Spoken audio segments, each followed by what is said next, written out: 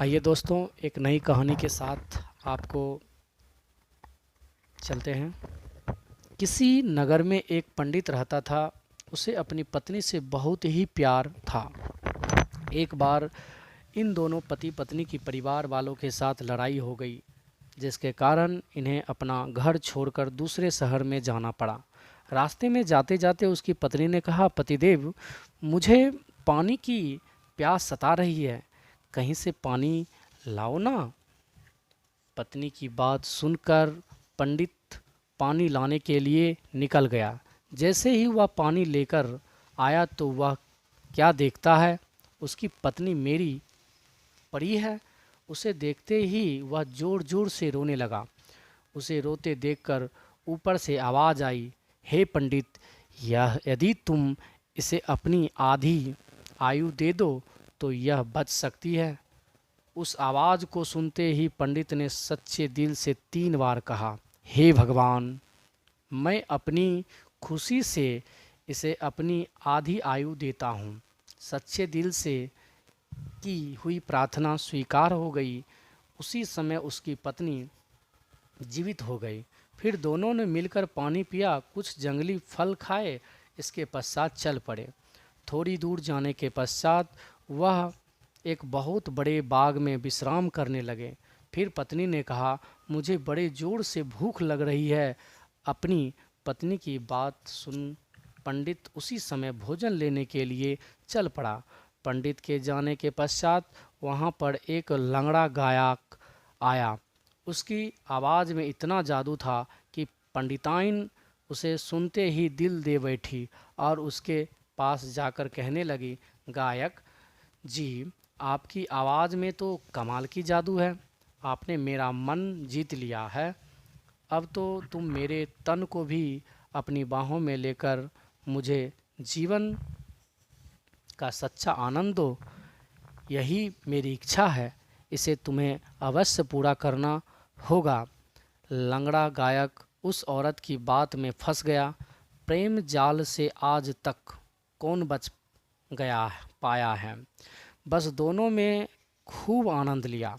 इसके पश्चात स्त्री ने कहा, हे गायक, अब आप भी हमारे साथ ही चलोगे। इसी बात बीच पंडित भी भोजन लेकर आ गया था। जैसे ही पति पत्नी भोजन करने लगे तो पत्नी ने कहा, देखो जी, यह लंगड़ा गायक है, इसका इस दुनिया में कोई नहीं है। क्यों ना हम इसे भी अपने साथ रख लें, क्योंकि जब आप मुझे छोड़कर चले जाते हैं तो मेरा दिल अकेलेपन से बहुत घबराता है। पंडित पहले से ही उसका गुलाम था। उसने झट से हाँ कर दी। इस प्रकार वे तीनों वहाँ से चल पड़े। अब पंडित की पत्नी दिन प्रतिदिन उस लंगड़े गायक की ओर खिंचता जा रहा था, यहाँ तक कि उन्हें यह पंडित अपने रास्ते में रोरा महसूस होने लगा। एक दिन दोनों ने एक षड्यंत्र रचा। प्रेम और वासना की आग में अंधे हो उन्होंने कुएं के पास सोए पंडित को कुएं में फेंक कर अपना रास्ता साफ कर लिया। अब यह चालाक औरत लंगड़े गायक को अपनी पीठ पर उठाए जैसे ही किसी दूसरे देश में पहुंची तो वहां के पहरेदार ने उसे संदेह की दृष्टि से देखते हुए पकड़कर अपने राजा के सामने पेश किया। राजा ने उस औरत से पूछा, यह लंगड़ा कौन है? यह मेरा पति है महाराज। क्योंकि यह बेचारा लंगड़ा है, चल फिर नहीं सकता, इसके कारण हमसे लोग घृणा करते थे। मैंने इसी दुख के मारे अपना देश छोड़ दिया और आपके पास शरण में ले आई हूँ।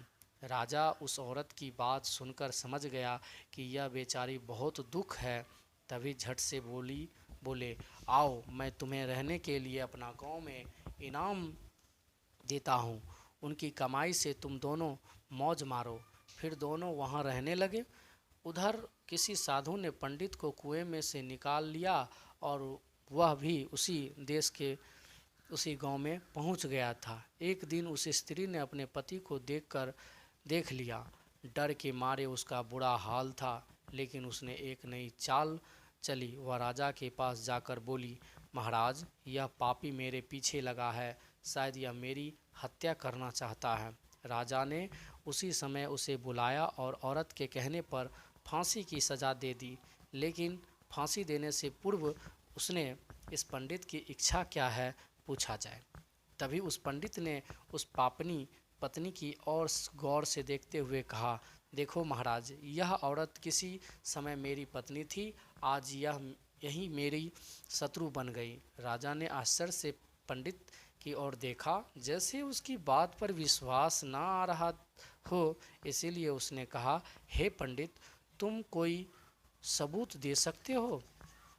पंडित बोला, महाराज, इसका सबसे बड़ा सबूत यही है कि चतुर नारी भगवान का नाम लेकर यह कह दो कि मैंने अपने पति का लिया हुआ आधा जीवन वापस किया।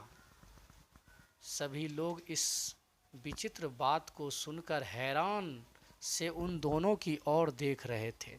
राजा ने उस औरत को ऐसा करने का आदेश दिया। राजा के आदेश का पालन ना करना मौत थी। बस वह औरत डर का कहने लगी, मैंने अपने पति का लिया आधा जीवन वापस कर दिया। इतना कहते ही वह पापनी औरत मर गई। राजा ने आश्चर्य से पंडित की ओर देखकर कहा, यह क्या बात है? फिर पंडित ने उस राजा को बेवफा औरत की सारी कहानी सुना डाली। बंदर ने मगर से कहा, इसीलिए मैं कहता हूँ कि कभी स्त्री जाति पर विश्वास न करो। जिस मेले में घोड़ा न होने पर भी लोग हिनहिनाने लगे, उसी मेले में मैंने अपना सिर मुड़वाया। यह क्या है? लो सुन लो इसकी कहानी। दोस्तों, ऐसे ही कहानी सुनने के लिए वीडियो को लाइक करें, सब्सक्राइब करें। Thank you so much.